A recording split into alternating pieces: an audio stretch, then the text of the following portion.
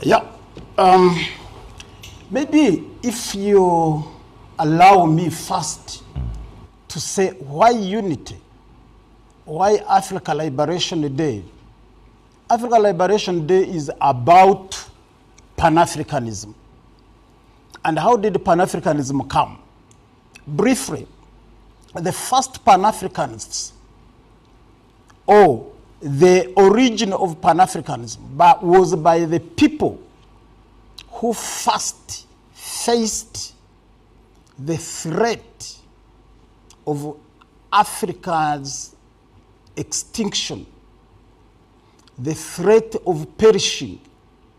The first people to realize that lack of unity, lack of Pan-Africanism was causing them to face an existential danger. These were the slaves who were being captured. The slaves in the diaspora who were on the plantations, on hard labor. They realized very much that there had been a mistake of balkanizing Africa, of disunity in Africa, and Africans had not worked together to defeat slave trade.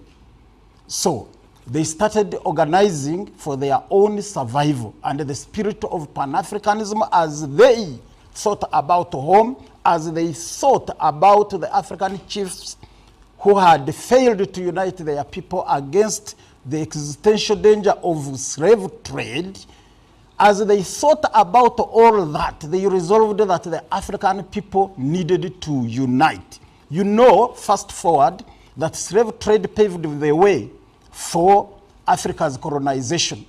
And the African people who united, like those who were in the area today called Ethiopia, then Abyssinia, they united together and defeated the enemy, the Italian colonial attempts. However, the rest of the other African countries didn't, and they became colonized, and that paved the way for a lot of suffering, a lot of oppression, mass deaths like those that happened in Congo, in Angola, in Tanzania, and in many other parts of the country. Now, learning from the disunity that caused all those problems, Africans in the diaspora who faced the threats of racism, the threats of extinction, more than those who were in Africa, started mobilizing, and that paved the